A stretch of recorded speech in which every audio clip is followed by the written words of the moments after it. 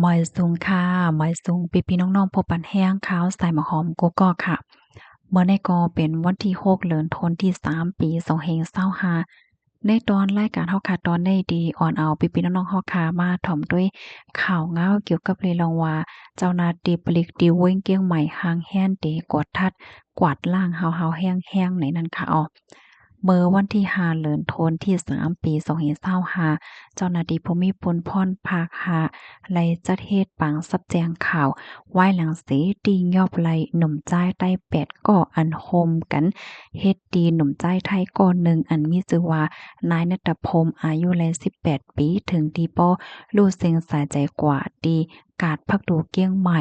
เมื่อกลางในเจ้าวันที่4เดือนธันวาคมปี2025ตีป่นมานั่นเฮ็ดให้ค่ะอ้อม ว่าเหตุเจ้าหน้าที่เขาติ้งยับโตเจอเขาไล่ตั้ง8ก็เย้าเนี่ยค่ะเนาะก็กดทัดเสทบหันซื้อเขาเจ้าในค่ะเนาะมีมิกหมาย575เด็กไทยใหญ่ปยกเพิ่นกันตลอดไปนักเลงขาสั้นภาค2และเจ้าในเนี่ยค่ะอ๋อเขาเตรียมไว้ที่เสื้อเขานั้นว่าให้จังนั้นเนี่ยค่ะเกี่ยวกับไอ้ลองในมีผู้ชายคนหนึ่งจึงฮ้องว่าชายหนุ่มอายุแล23ปีเป็นหนึ่งในจุ่มเจอเขานั่นค่ะเนาะก็ลานี่ที่เจ้าหน้าที่เขาว่าไล่เอาตั้งมีเถียวก่อเฮ็ดดีผู้ตายถึงดีป้อหมาเจ็บหาวแห้งเสรู้สึกสายใจกว่านั้นน่ะค่ะเสียวแลไหว้ใส่เขาเฮ็ดเหี่ยวนั่นน่ะเขาเนี่ยก็ไล่เอามีดในกว่าแปดตกน้ำปิ้งตีโขเมืองลายจังได๋ค่ะอ๋อเจ้าหน้าที่เขาเนี่ยก็กับสารตั้งฝ่ายลำนำกว่าลำด้วยก้วยกะว่าอำหบทอพันมิตรนั่นน่ะค่ะ ตั้งฝ่ายเจ้าหน้าที่เขาเนี่ยก็ไล่ต้องไล่ถามไล่โหย่อยยะมันเหี่ยวก็ได้เอาตัวเจอเขาในเขากุมขังดีขอขังในวันที่6เดือนธันวาคมปี2025ในว่าไหนค่ะเกี่ยวกับเรื่องร้องในเจ้าหน้าที่เขาลาดว่าลองเฮ็ดสร้างอันใดๆมันเป็นลองที่ฮาวแรง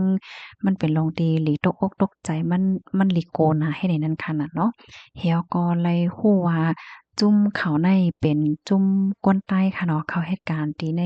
เมืองไทยสิแหวก็สามารถตั้งเป็นหมู่เป็นจุ้มเข้าในก็เดี๋ยวมีอยู่หมอก10ก่อเจ้าในเนี่ยค่ะอ้อ ตั้งฝ่ายเจ้าหน้าที่เขาลาดว่าลอเฮ็ดสารจึงหนักไหนในมันเฮ็ดให้คนหวานคนเมืองตกอกตกใจอย่าก้อยหำกามันตึกเคิกพาสเลหน้าตาหวานเมืองเที่ยงเตจังเฮ็ดให้คนแอวแลเขาเตียนเปิ้นเลยฮักพวกเขานั่นเปิ้นก็ตี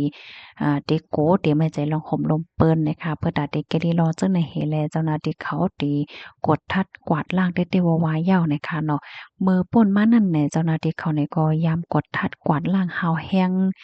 ว่าที่เป็นในปื้นที่เว้งเก้งไม่ว่าลำป้วนว่าเจิ้นในค่ะเนาะเมื่อป่นมาก็กวาดล้างกว่ายาหมอกซาวจุ่มเจิ้นในเนี่ยค่ะสืบในกว่าก็เตสืบเติมกดทัดกวาดล้างกวาดแฮงฮาวๆแห้งๆว่าไหนค่ะอ้อ หนังฮือเดเป็นปึงค่ายแห้งจังไหนมาเทียงหนังฮือก้นวันก้นเมืองแลก้นแอวแลเขาป้อเดจังไลมันใจลองห่มลมตัวเจ้าเก่าเนี่ยค่ะเดอ่านเฮ็ดให้เว้งเกี้ยงหมายในเป็นเมืองติหลอดพี่โหปากเต็มเนี่ยค่ะอ้อเจ้าหน้าที่เขาเนี่ยก็เดโฮมมือกันดังหลายปานหลายฝ่ายเสิเลยเดคับขึงกว่าเนี่ยค่ะหรือเสนั่นก็เดตั้งป้าหลานค่ะเนาะจ้อมตาจ้อมตางและเจ้าในเนี่ยค่ะหนังหือ ซัมปอเตจังกดทัดนั่นค่ะนะเนาะปอเตลดย่อมเลยลองอันฮกหายที่เกิดขึ้นในเห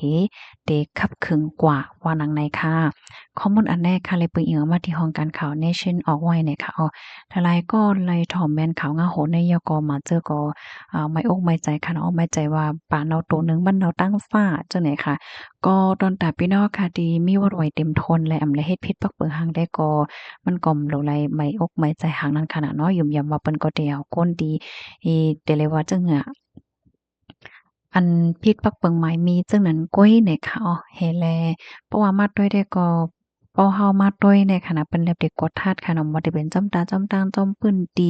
อันแห่งการอยู่นำห้าสังห้าและจังได๋นั้นค่ะนะอันเฮาค่ะลงไลเฮ็ดได้ก็วัดไว้กึกตัวอยู่ตาเซค่ะเนาะก็ลองกว่าลองมาว่าสังว่าเจิ้นได้เฮ็ดไหนค่ะอ้อพี่น้องค่ะถ่อมเยาหันถึงจึงหือพองค่ะ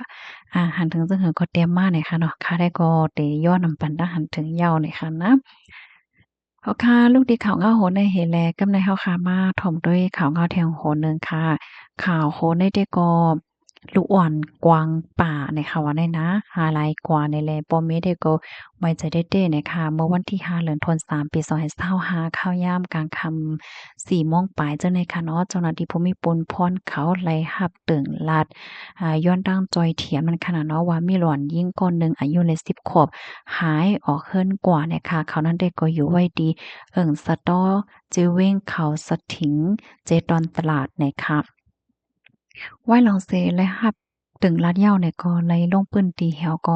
เลยกว่ากดทัดด้วยค่ะเพราะว่ากว่าถึงเหย้าเนี่ยก็เลยก็ฮบโทหันป้อแม่หลวนในป้อแม่หลวนก็เป็นแห่งการย้านเมืองเจ้ากัมพูชาเนี่ยค่ะก็ตกอกตกใจได้เด้ค่ะเนาะก็เพราะว่าลูกตัวเจ้าเก่าหายกว่าจังไหนเขา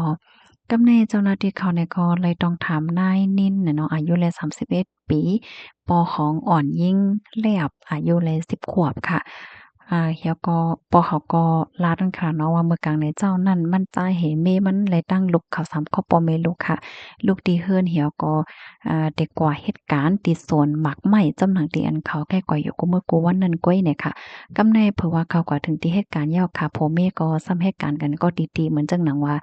ก็นึงเฮ็ดฝ่ายตั้งออกก็นึงเฮ็ดฝ่ายตั้งตกให้ในนั้นขนาดเนาะกำนันไหนก็เป็นปอก็จังให้ลูกในเอาตั้งกินกว่าปันแม่ มันจังว่าลูกเอาตั้งกินกับมันแม่สูนแลให้นั่นขนาดเนาะมันให้กว่าในหม้อข้าวยาม8โมงจังได๋ค่ะเฮียก็เผลอข้าวยามหม้อ8โมงไป19เนี่ยค่ะเนาะเมก็ส่งเขาก็มาจุบผมมันว่าลูกเฮากว่าจะสุกขึ้นเอาหน้าให้ในนั้นขนาดเนาะก้อยก็ว่าข้าวยามป่นกว่าเป็น30นาทีก็ลูกยิ่งอ่อนเขานั่นก็อำไปมาถึงตีปอมันไหนแลกำในก็ตกใจเอาขนาดตกใจเอาก็จ้อมหาเตหาว่าค่ะเนาะหาจังหือก็ห้ามหันแลถึงตีปอ ไล่ตึงลาเจ้าหน้าที่เขาให้หน่อยค่ะ